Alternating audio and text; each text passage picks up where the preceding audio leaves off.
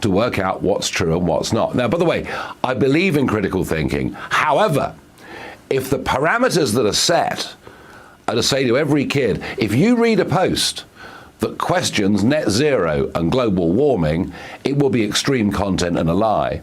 If you read a post that even dares to question levels of immigration, legal or illegal, into Britain, that's extremist, then you start to set a narrative for a future generation that is fundamentally undemocratic. So I am very worried that the instincts of a left-wing Labour Party are to use this crisis to take away our liberties and our free speech. And this is going to have to be fought. Yeah, exactly. And this is why I think this is incredibly dangerous. And it reminds me of what was happening here in America right after the 2020 election, where people were speculating and asking questions. If you are afraid that you're going to get arrested just because you're asking questions, well, your freedom of speech is gone. Nigel, let me ask you, for you personally, are you concerned that any statements you make could get you arrested?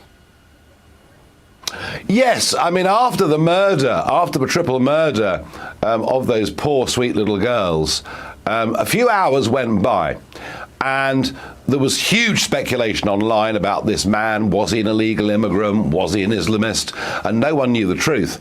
And I simply asked on X, did this man have a record? Is he somebody that the security services were watching?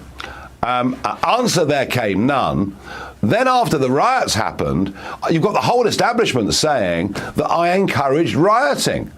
Well, I mean, all I did was to say, please tell us the truth. Funnily enough, if they had told us the truth, the rioting would not have been anything like as bad as it was, and the authorities need to wake up to an online world. So yes, I am currently coming under a serious assault, and many of the campaigners on the left are publicly saying that I should be arrested simply for asking to know the truth about the murderer. I'm worried. Yes. And that is why Elon Musk tweeted out, "You're blocked from X." I mean, I don't know if it was the proper handle that he put on there. He said to the UK government, "You're blocked because we have our own rules here on X." And, you know, in America, we saw this take place after COVID.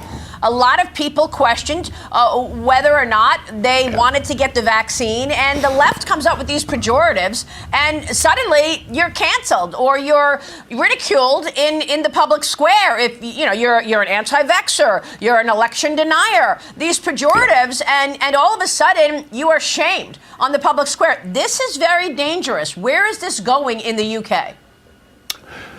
Yeah, and I mean, Facebook are far worse. I mean, a lot of people, I'll put posts out on Facebook, factual posts about information I've discovered about, for example, the numbers crossing the English Channel by small boat, and people who like my Facebook posts get their accounts suspended. So it's quite sinister, the way in which it's happening. And the big one for us was lockdown.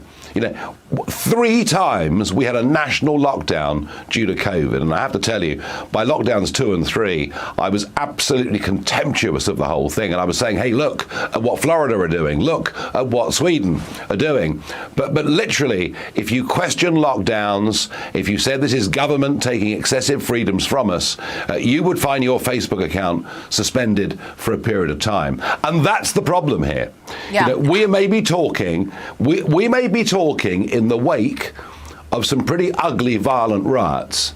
But if that is used as an excuse for government and big social media companies to close down debates that they find inconvenient, then what price democracy?